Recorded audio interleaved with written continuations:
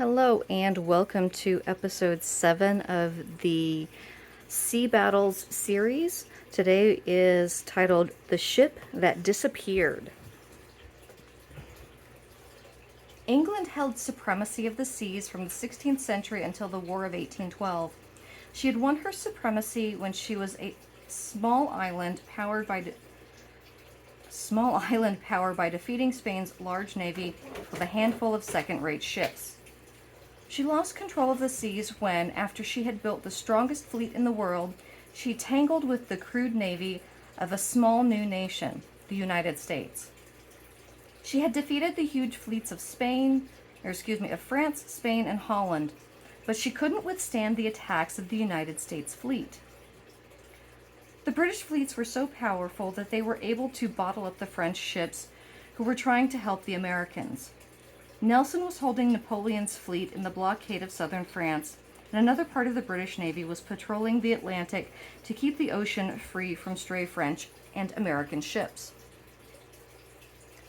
Among the famous American ships in this war were two named Wasp.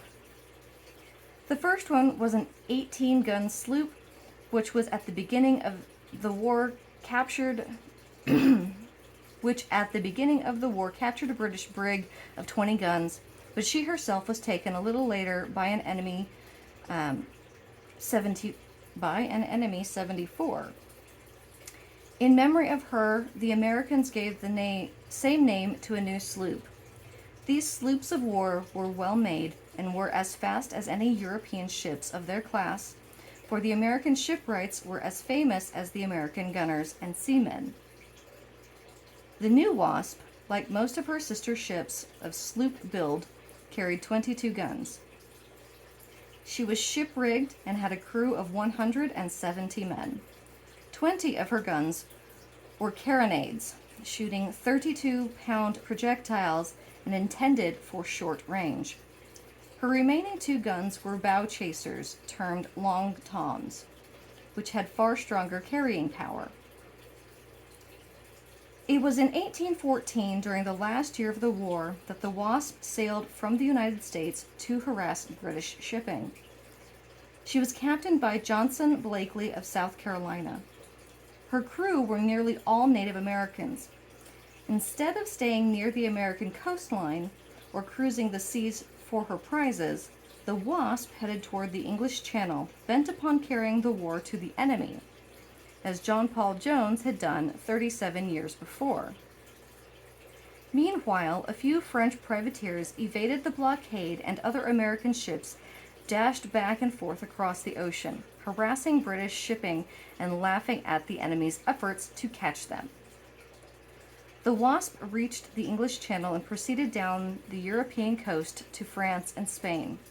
She picked off English merchant ships in spite of their heavy convoys. She played hide-and-seek with British fleets convoying troops for Wellington's army and with warships commissioned to capture American privateers. Her many narrow escapes didn't dishearten her.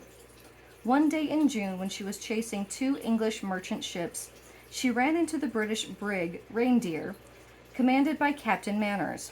The Wasp decided to engage the warship in battle. The sky was a beautiful azure blue, the air mild and still. The very lightest wind stirred across the wide expanse of sea. At 1 o'clock, the Wasp's drum beat to quarters, and every man ran to his post, while the sails were furled into fighting trim.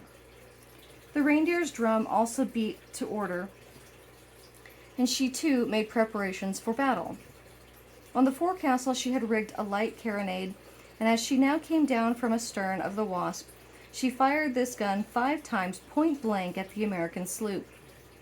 Some of the shots hit the Wasp's hull, but they did little damage. In answer, the Wasp now luffed slowly around, firing her heavy carronades as she bore. In a few moments, the rival ships had closed. Yardarm to yardarm they lay. No sooner did a gun spit out its hot lead than its grimy gunner pulled in its smoking muzzle. Its equally grimy swabber swabbed it, and it was loaded and thrust through the port again for another discharge. The men worked at the breeches, while on the decks and the tops, other men fired pistols and muskets at every human target they saw. As the vessels ground together, the American sailors sprang to the bulwarks to grapple the Reindeer. They were protected by their brother Jackies below and aloft, who fired at the enemy. In this struggle, Captain Manners was wounded. Then Manners gave his own men the order to gather for boarding. Immediately they came running up, many naked above the waist, their skin already streaked with sickening red spots and blacked with powder smudges in others. Cutlass gripped in one rough fist, pistol in the other. But the Americans were prepared for the attack. Behind the bulwarks of the Wasp crouched the American pikemen. Behind them, drawn up on the deck, were the Marines. At the right and left were the cool blue-coated officers, swords in hand. Captain Manners gave the signal. The British sea dogs tumbled over the rail of the American ship, but American fire cut them down. More British fighters leaped over the rail. Desperately, they stabbed with pikes and cut arcs with their cutlasses. They fired point blank at the Americans and attempted to force their way onto the American deck. Manners was in the act of encouraging his men when a bullet crushed his skull. As Manners fell, his men became panic-stricken. They were quickly forced back to their own deck.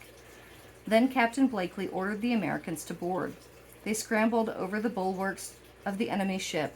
With wild cheers, they swept the wreck of the British seamen before them, and in almost the time it takes to tell it to the Reindeer, the Reindeer was in their possession.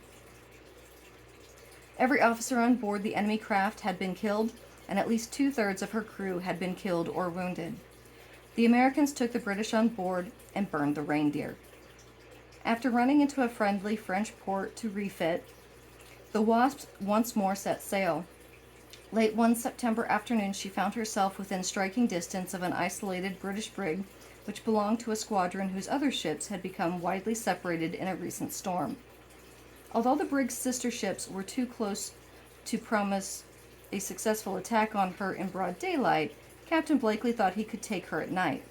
So he trailed after the Avon, which carried 18 guns.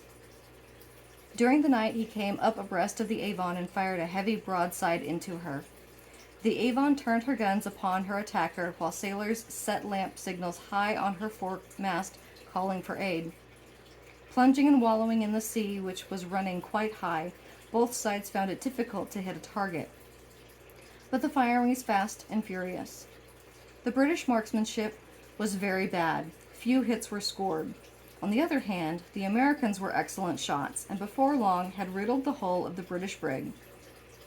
Noting that she was sinking, her commander struck his flag and cried for quarter. 50 of his men had been hit, while only 3 Americans had been wounded. Before the Wasp could take possession of the Avon, 2 British ships appeared. Extinguishing his own light, Captain Blakely sneaked away in the darkness, with one enemy shot chasing after him. Had only one enemy ship come to the rescue of the Avon, he would have attacked. With the enemy all around him, his feat of running in and destroying one of their ships was remarkably bold and wonderful in its accomplishment. He was too wise a seaman to spoil his good work now by remaining against insurmountable odds. The Wasp took other prizes. Once she came across a convoy of British ships carrying arms and munitions of war to Wellington's army under the protection of a big 2-decker warship. Hanging on the outskirts of the convoy like a hawk over a barnyard, the swift sloop watched her chance and finally swooped down upon one of the transports and destroyed it, before the mothership could bring her guns to bear. This was the last known feat ever performed by the little Wasp. Her country never again heard from her. Europe never heard from her. Where had she gone? The seas were scoured for her by friend and foe alike, but the waters seemed to have opened up and swallowed the daring sloop and her daring crew, leaving no human survivor, not even an identifying splinter of wood, scrap of metal, or fragment of uniform. Thank you for getting to the end of today's story. If you like what you're hearing, please go ahead and like and subscribe to this channel. Thank you again, and I hope you all enjoy the rest of your day.